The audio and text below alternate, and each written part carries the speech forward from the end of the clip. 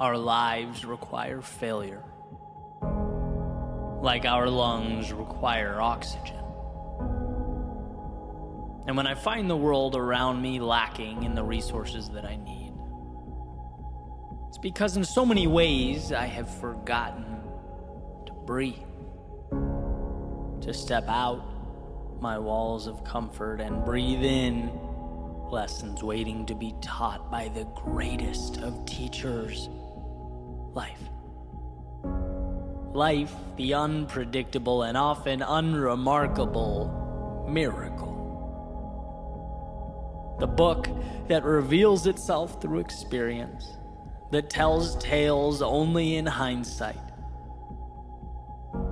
Our world is a book in which we choose our own ending, and so we must fail.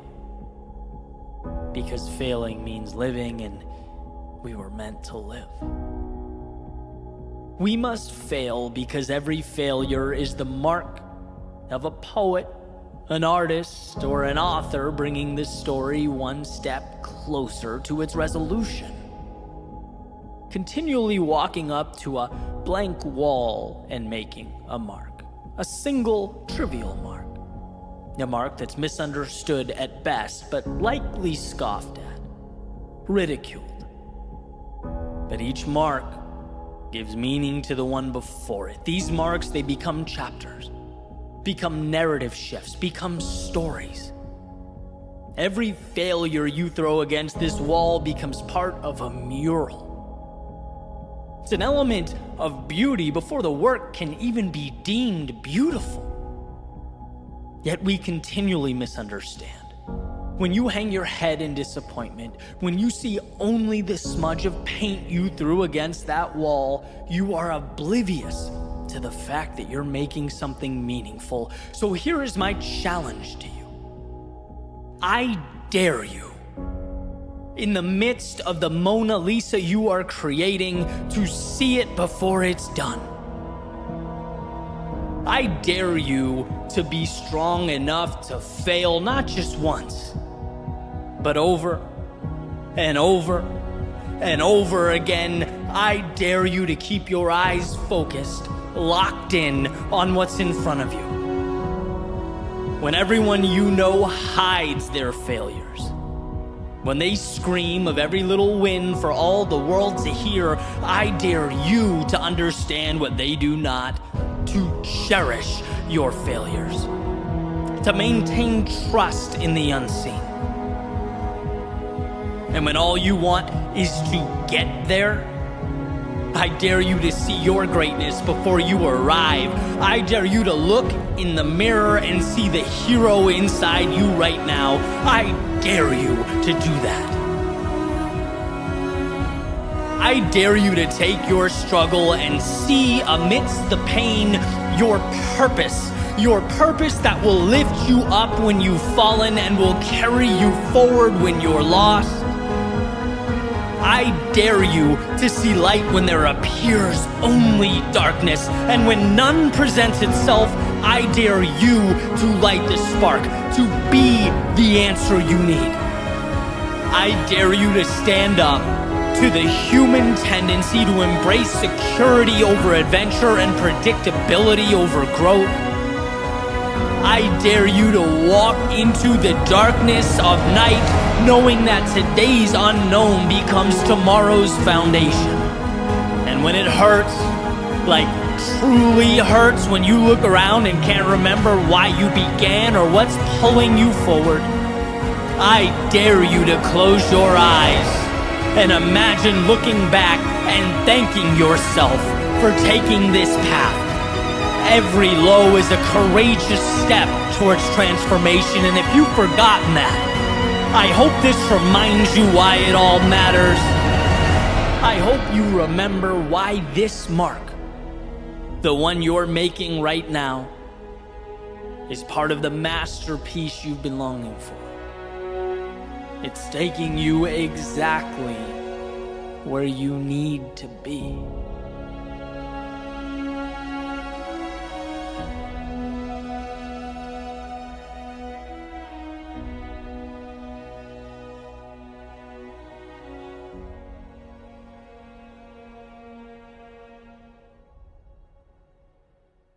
What's up, guys? Eddie here. And before we jump into the next chapter, just a quick note.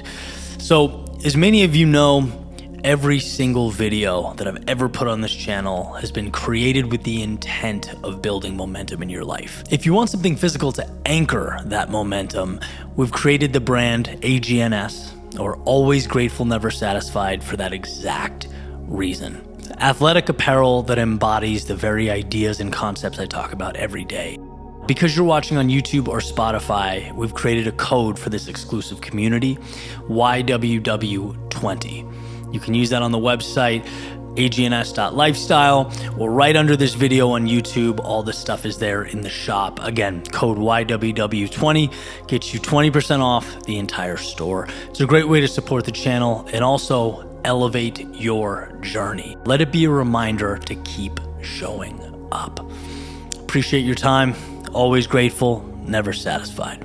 On to the next. Your constant entertaining of worst case scenarios is why you aren't miles ahead of where you currently are. Let me explain. Last weekend, I was on a sunset hike in Scottsdale, and we just reached the top of the first climb. We paused for a second, took in the views, had a few sips of water, and then turned to carry on with the hike. We probably made it about 10 feet when we heard a frantic voice behind us. It was like, hey, hey. And I stopped, turned around, pointed my finger at my chest. You talking to us? Yeah, the woman said, just completely out of breath. She goes, it's almost sunset, and I saw a sign down there in the parking lot. Her breathing was so heavy she had to stop every few words. So the sign, it said, at sunset, they close the gate, that every car still in the parking lot's gonna be locked inside the gate, won't be able to get out. Another pause to collect herself. And I was just wondering, do you know if this is true? Will they really? Have you been here before? Is there any chance I'll be stuck here? I said, well, I haven't been here at sunset, so I don't really know. I started kind of racking my brain thinking about some of my favorite hikes in the area, Gateway, Pinnacle Peak. Then Rose mentioned, I'm pretty sure the gates do close, but they have a sensor that when you drive up to them, even at night, they open and you can easily get out. And I said, okay. So I just yelled back, we're not totally sure, but we think the gates open for you. Even after sunset, even when it's dark, you should be fine. I don't know, she yelled. I just don't know. I have to leave. I'm out. I gotta go. I gotta go. I gotta go. And just like it was in a movie, she turned around and just sprinted down the mountain. It had, the rabbit from Alice in Wonderland vibes. And we kind of chuckled and just, hey, you never know what you're gonna come across around here, do you? Turned back around, carried on with our hike. Now, important to note, I'm not knocking or making fun of that woman. Let me tell you why.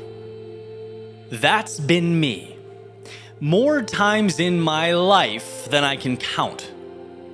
Blowing minor inconveniences way out of proportion. Terrified that something might go wrong. And it's derailed progress and growth, change and excitement, all because the path wasn't certain. I've said no to trips and projects and opportunities. I've ignored the thing I knew my soul was pulling me towards. I've walked away from adventures. You name it. Because what if, somewhere along the way, a metaphorical gate closed? Oh, the irony of refusing to move because someday you might be stuck.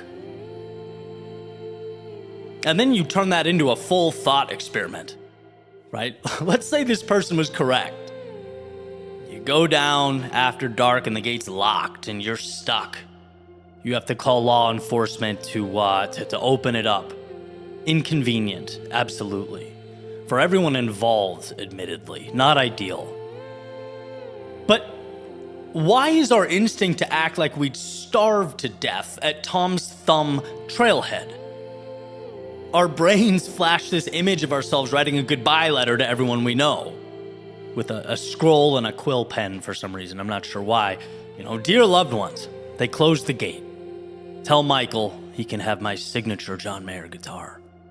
Right? When you play it out, it's lunacy. It's insane. The worst case scenarios we create are complete nonsense, almost always. Because look, it's one thing to be reckless and careless. It's another to live your entire life in bubble wrap because you may trip and fall somewhere along the way.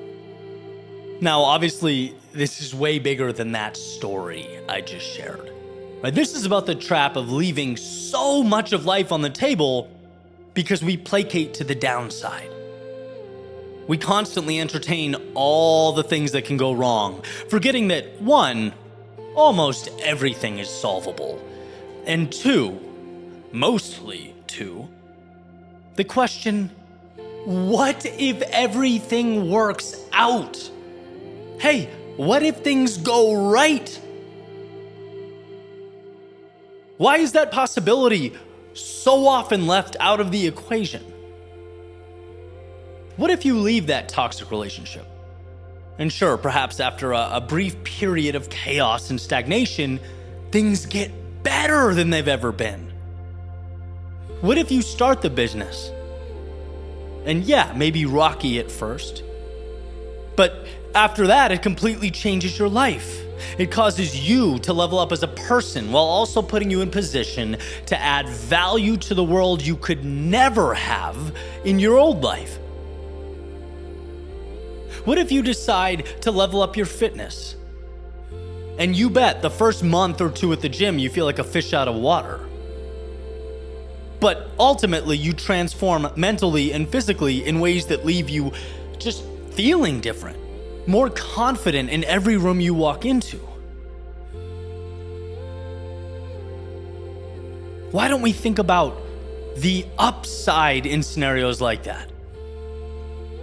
When we turned around and finished that hike, it was one of the most beautiful things I'd ever experienced.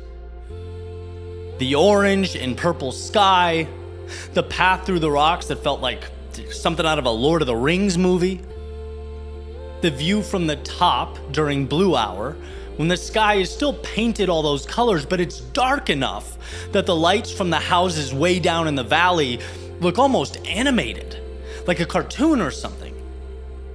Closest comparison we came up with was the aesthetic from the movie Polar Express, right? Almost doesn't look real. And I just think, imagine missing that because of something as trivial as a parking inconvenience. In the grand scheme of things, what's more meaningful? What's more important? What matters? Big picture.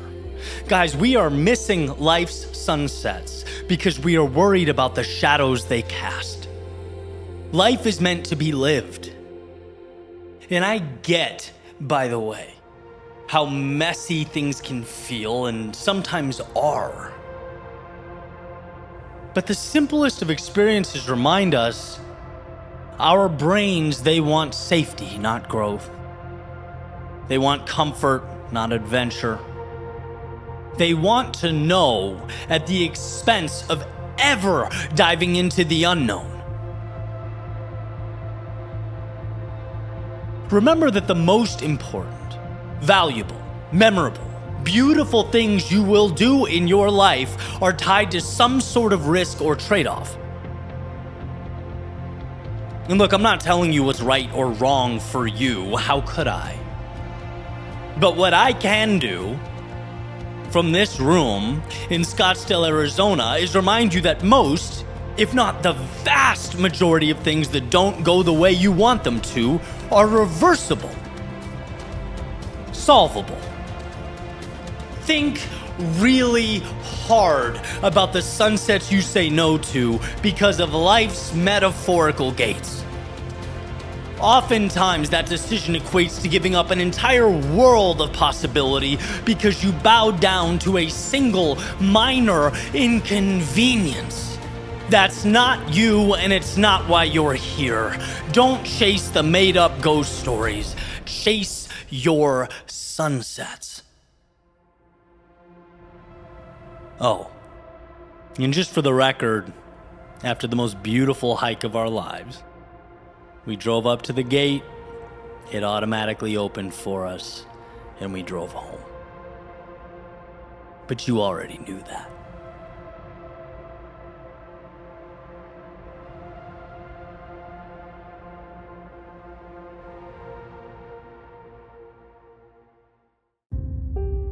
The flat ground always arrives.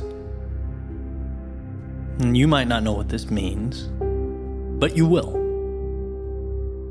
It's been the truth of every run I've ever taken, every mountain I've ever climbed, and overall, every challenge I've faced in life. It's the reminder that's carried me when my lungs burned, my legs felt like lead.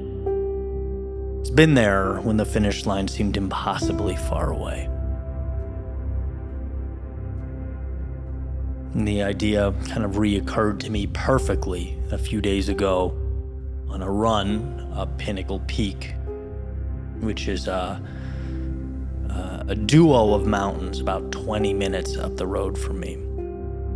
Essentially, two connecting mountains. You run up one and then down it, and it connects to the other mountain, which you run up and then down. And once you've completed that, you kind of turn around and you just retrace those steps. Up, down, up, down. It takes about 40 minutes. And I've done it about 10 times now. And the hardest part is what I've called climb 3. Right? That's the point where you run up, down, you turn around to do it all again, and it's technically your third ascent. You know, the start of the journey back. And it just so happens to be the steepest part of the climb and the longest part of the climb. It feels like endless steps.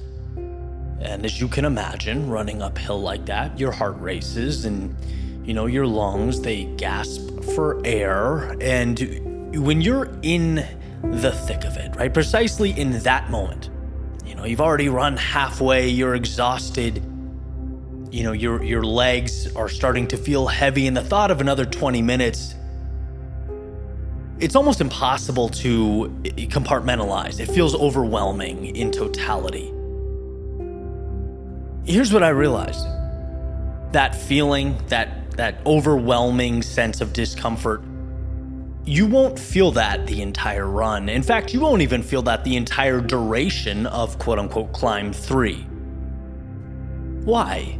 Well, because even during climb 3, there are these little 10-second stretches where the ground flattens, and it creates this tiny reprieve, a gift. And you might laugh and go, 10 seconds, that's nothing. It's more than enough for your body to reset. Like, funny enough, 10 seconds is an eternity. It's enough to catch your breath. It's enough to, get yourself together as you give your feet, your legs, the gift of running on flat ground for a few seconds. It gives you everything you need to carry on. And all runs are like that. You know, it's not necessarily pain until the end. It's pain until the next reprieve. And there's a giant difference between the two things. You just need to make it to the flat ground, which is there and will arrive sooner than you think. And every time life feels too hard, similarly, there's always a reprieve, always a patch of earth that flattens out, always a singular moment to breathe. And so the power in being able to put your faith in those moments is life-changing. Let the course take care of the rest. You know, and the next day, I was talking to my videographer, Brandon, about this metaphor. You know, I realized this running yesterday. Does it make sense? Does it resonate? And his eyes kind of lit up. He's like, yeah, it reminds me of aid stations in ultramarathons. You know, because the runners, they're not thinking about 100 miles. They're thinking about the next aid station. That place where you can breathe and regroup and recover and set out again. This allows the miles to break down into manageable pieces. The impossible becomes possible in bite-sized chunks. That's life. We break under the weight of forever, under the illusion that the pain or the uncertainty or the uphill climb must last for eternity. But it doesn't. Life is not a 100-mile sentence of suffering. It's a series of aid stations, a handful of breaths on flat ground. So when it hurts, don't carry the burden of the entire journey on your shoulders. That doesn't help you. It doesn't help the situation. Don't let your mind convince you that the climb never ends. Now, carry what's in front of you. Run to the next aid station, the next reprieve. Find your next patch of flat ground. It's there. And the truth is, life is not built in lifetimes, it's built in moments. It's not conquered in decades, it's conquered in seconds. And if you can master the seconds, if you can take the next step, if you can make it to that breath of air, you can handle the rest. That, my friends, is how you move mountains. It's how you turn impossible things into inevitable victories. Not by taking the whole weight of the world at once, but by trusting the intervals of grace along the way. And when you look back, you will realize what felt unbearable was only temporary. What felt infinite was just a climb.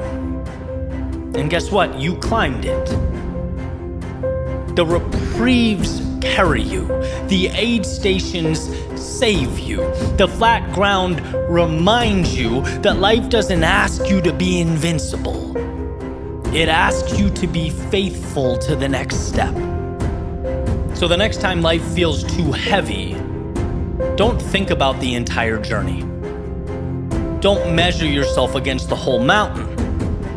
Just get to the flat ground in front of you, and then the next one, and the next one.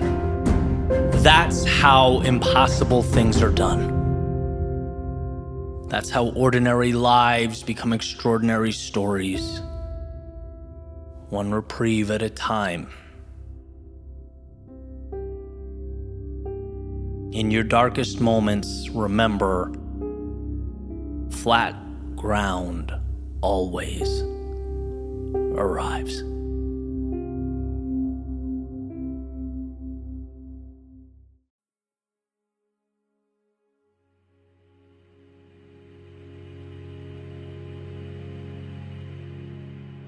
There has to come a time when it's now or never. Where you look at your reflection and realize that the cost of waiting is far more expensive than the cost of stepping out into the vast unknown. In every journey, that's when life effectively starts. But here's why this is so tricky. What's caught me off guard so many times in my life, it's the many shapes that waiting takes. See, waiting is not always sitting there and doing nothing, not at all. Sometimes waiting is just the bare minimum. It's moving forward so slightly and so slowly that you can essentially trick yourself into thinking that you're progressing, into thinking you're making it happen. When if you really stopped and looked, if you were honest with yourself, if you really took a second to review, to analyze, you'd see that you're leaving almost everything on the table. You're not creating progress, you're dancing with the idea of progress. Sometimes waiting can mean just going fast enough to not have to look at the fear you're hiding behind. That's reality, right? I think it's a very normal thing, but I also think life is too short for normalcy. I think we can do better than normal. And I believe with all my heart and soul that the world has for us the spectacular. Sitting there on the top shelf, waiting for those who can acquire the self-belief and the awareness to reach out and grab it. And how crazy a thought to realize that we could have been sitting next to the very thing we've needed for days, months, years, but never taught ourselves to extend our hands and reach. When I look back, the most important moments in my life were not tangible acquisition. And see the flashy things that try and capture our attention, right? The money, the condos, even social media growth, business growth, whatever it is you're working towards. Right? Those things are wonderful. They are benchmarks that hopefully align with your North Star, but they are not the difference makers. Not at all, right? They were the byproduct of what really mattered. They weren't the moments that moved the needle. My greatest moments were mental shifts, cognitive transformations. That's why I do this for a living. I see how much can change when we step back and look at life just a little differently. It was my realizing that I was demanding too little of myself. That the world won't see greatness in me until I see it in me. That shift that pushed me to demand more of myself, seek bigger challenges, value my work to a greater extent, charge more for my services. And that mental shift is what made some of those externalities possible. It's realizing that if you want it, more is on the table. That yesterday doesn't define you. That it's never too late to begin again. That everything you need, you have, right? These are the ideas that truly change lives. They make the difference. And if we don't become aware of these things, we leave them in the rear view. We walk right by them. In other words, the most important moments of my life were when someone or something shook me and effectively said, hey, look around you. If this is what you want, fine, enjoy, right? But for your information, there is more out there. And if you step up just a little, if you do just a little more, if you pivot and come at this thing a little bit differently, you will further that reach. You'll create another ripple effect that will transform your life. But we must stop and look around. A good friend of mine, and this is just the other day, right? We're having lunch, we're talking about marketing, and we always joke that marketing is just a part of the business that I don't particularly enjoy, right? Necessary, but not my favorite. And we're going through kind of different strategies, ideas, and he presents one, and I say something like, I don't need to do that. It seems a little over the top. And unfiltered, he goes, man, you're hurting your reach. Like, what good is that metaphorical restaurant that's not on anyone's radar? You're going to be the best pizza shop that no one knows about. And it just kind of hit me, right? It's like, man, I needed to see that differently. Maybe there's room to be a little more aggressive. Again, one example of many. And not every time is the idea or opportunity the right one or necessary one. Right? But at least you stopped. At least you thought about it. At least you contrasted where you are with the potential upside of doing something differently. That is where we leave opportunity on the table.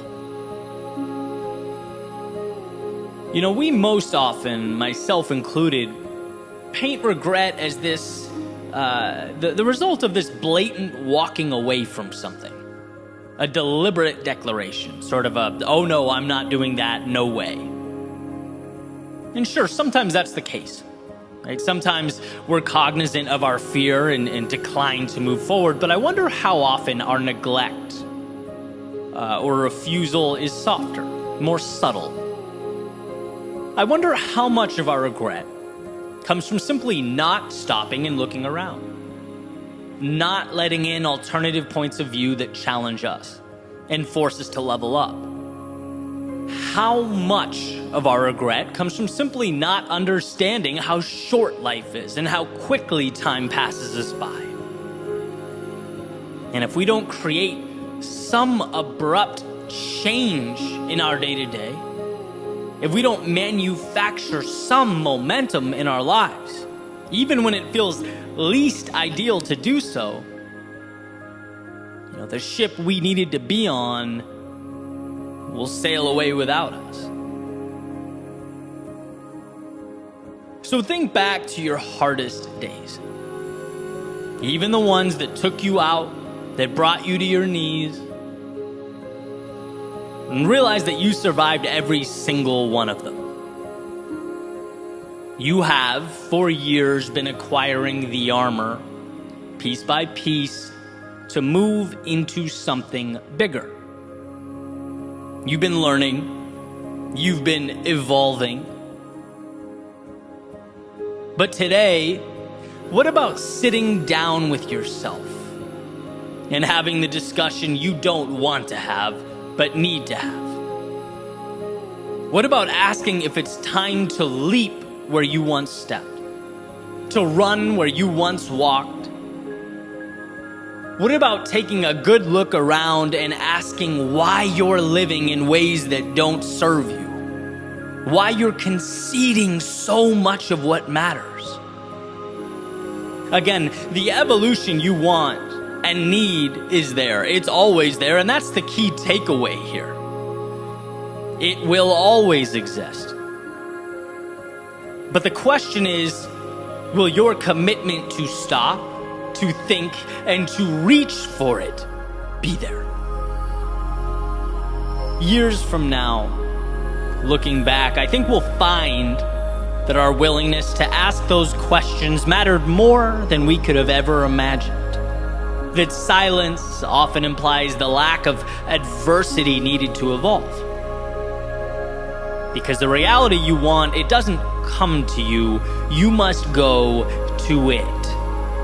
And that means reapproaching today's normalcy and comfort, seeing those things for what they are, a continuation of the status quo. Nothing changes until you change.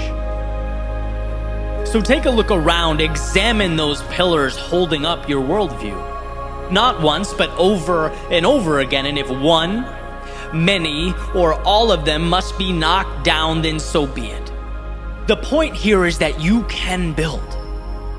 The point here is that life happens on your terms, whether you realize it or not. That doing nothing is accepting what things are. It's a head nod and a thumbs up to reality as is. So again, ask yourself what you want out of life. And if you are missing that mark, tear down what must be torn down. It might be hard now. It might hurt now. It might be uncomfortable now, but when you're eventually standing upon an existence that aligns with who you are and what you want, you'll see how necessary it all was. How it was there the whole time. And thank God you found it within yourself to reach out and take it.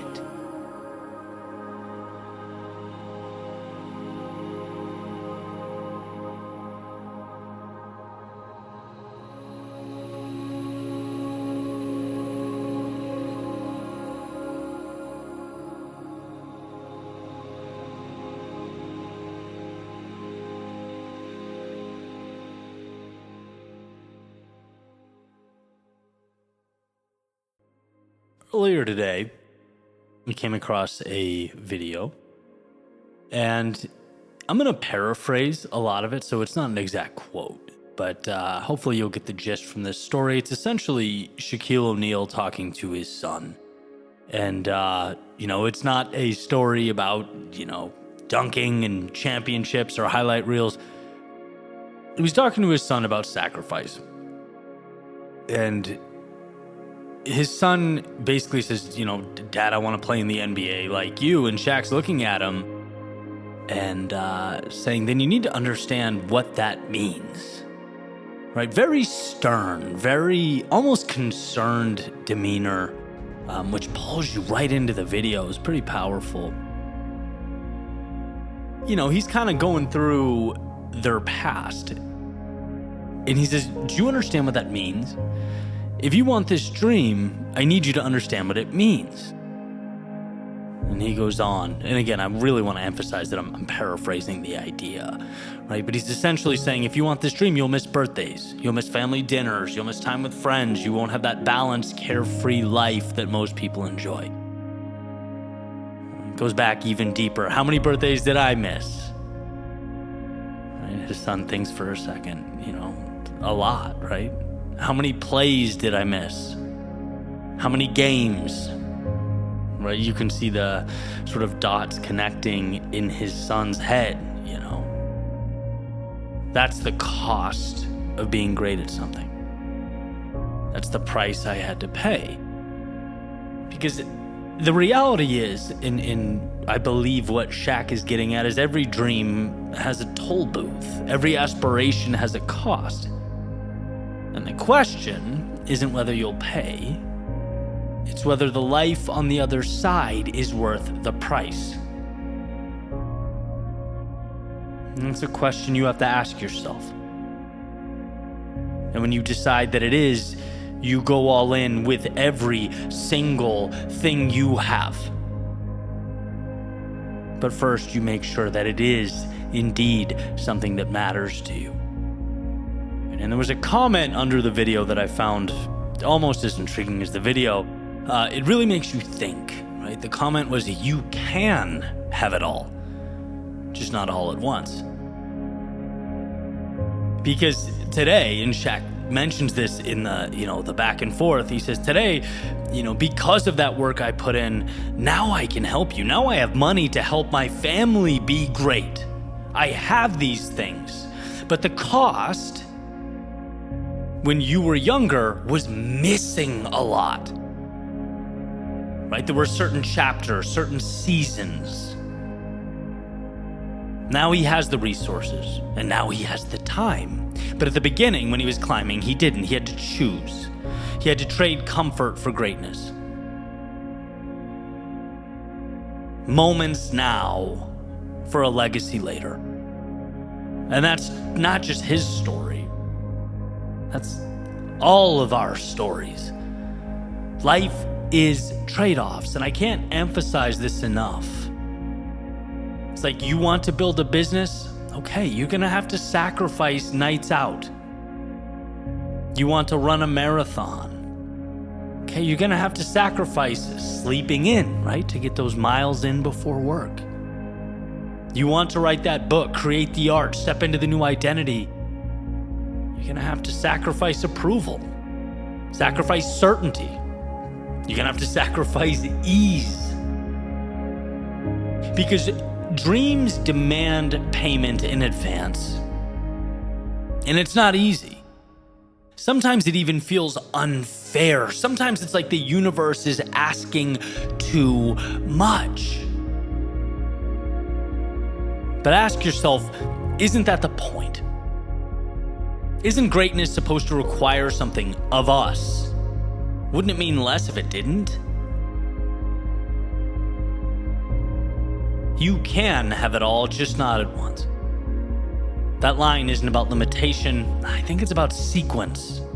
It's about patience. About trusting that if you build the foundation today, the house will stand upon it tomorrow. Shaq missed birthdays so that essentially he could provide for birthdays. He missed plays so that he could set the stage for his family's future. He missed games so his kids would never have to miss opportunities, trade-offs, sacrifices, choices. That's the name of the game. And if you're in a season right now where it feels like you're missing out, remember, you're not losing, you are investing. You're exchanging now for later. You're planting seeds that will grow into trees, forests. So when you're tired, and if you're not right this moment, there will be a time when you are. When you're tempted to quit, if you think that thought will never, even for a moment, enter your head and bounce around, my friend, you are wrong. When you see everyone else laughing and playing and seemingly living these perfect lives while you're working, I need you to remember the truth that was echoed from a father to his son and now to you. That line that by chance I stumbled upon. You can have it all, just not all at once. So in this season of life, choose your all. Choose your sacrifice. Choose the thing you're willing to miss so that one day you can stand where few ever stood. And when someone asks, was it worth it? You'll be able to look back at the life you built, the people you've helped, the legacy you left, and answer without hesitation, yes, it was worth every trade-off, every difficult decision, all the sacrifice, the temporary pain, the suffering. It all helped you design the life you wanted to live with intentionality, with purpose, with passion. It all brought you here. And what a beautiful thing. You can have it all, just not all at once.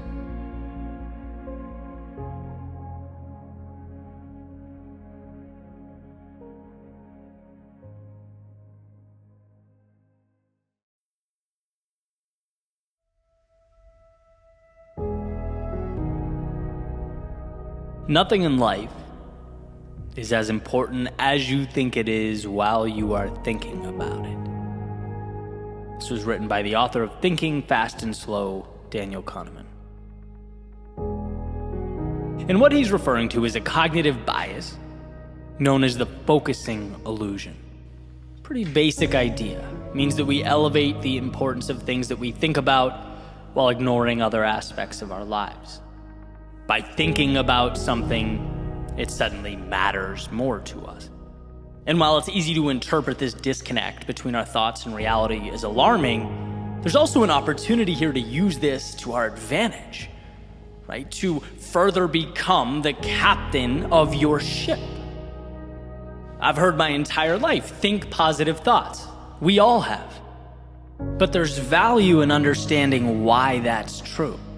Right? Otherwise, it just feels like a meaningless ritual. So Kahneman talks about a study with college students where they were asked about their overall level of happiness, and then they were asked about their dating lives. And the answers they gave, there were really, there was no correlation between the two answers. But when the order of the questions were switched, when the students were asked about their dating lives first, and then their overall happiness, the correlation between the two answers increased. Right? The answer they gave about their overall happiness mirrored, however, they said their dating lives were, at least to a much greater extent.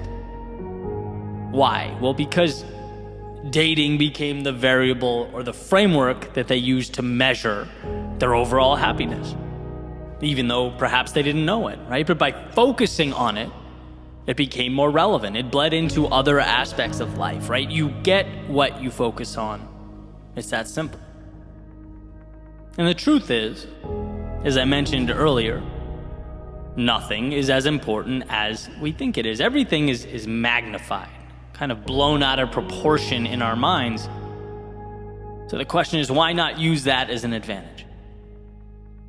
Why not let that become our strength, realizing that if simply thinking about something can change the trajectory of how we view the world, it can be transformative to simply minimize the bad thoughts and focus on good ones.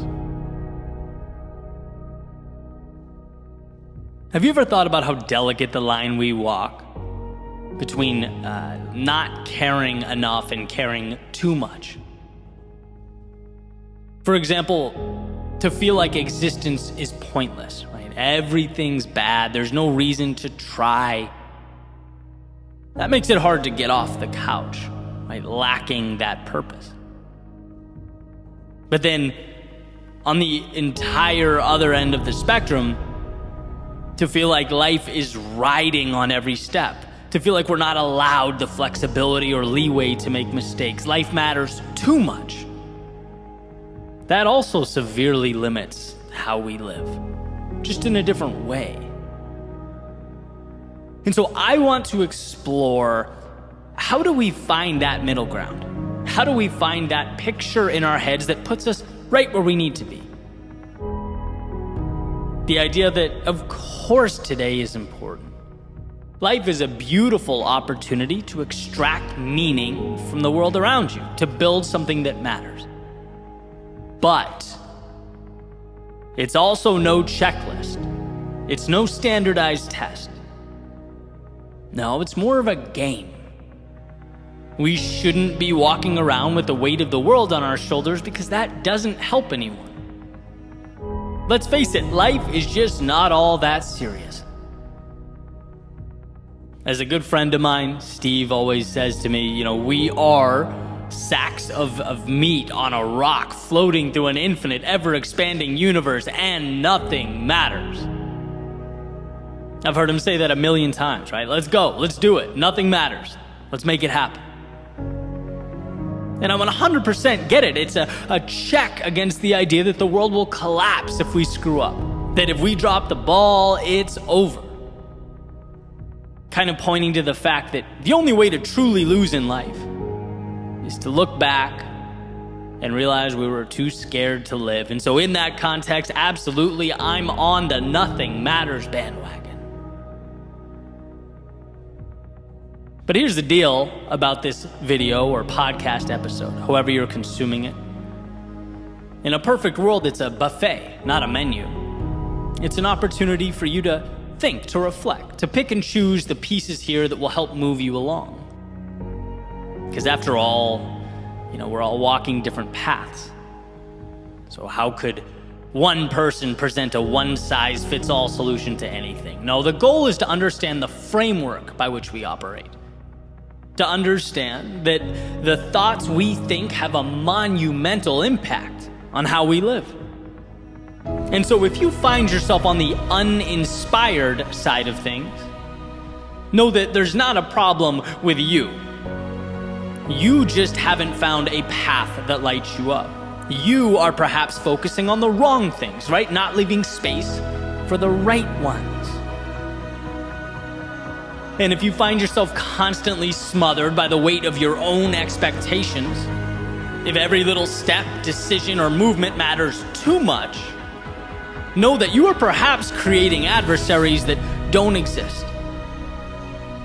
That you are right where you need to be, but you have to let yourself live, experience life. One of the most beautiful Viktor Frankl quotes I've ever heard. He says, ultimately, man should not ask what the meaning of life is, but rather he must recognize that it is he who is asked. There is so much power packed into this idea. It's like when you look around and see the outside world backing you into a corner, dictating to you how things should be. Remember that you don't take orders from the external world. You create the external world. When all you see is negative, when all you feel are reasons to turn back, when the good in life is hiding away, reach out and find the positive. The one thing that can pick you up and carry you forward. And look, I'm not advocating that we live in this state of delusion. I'm not saying close your eyes, cover your ears, and pretend everything's great. I'm saying every day, every situation provides at least one thing you need to be closer to where you want to be.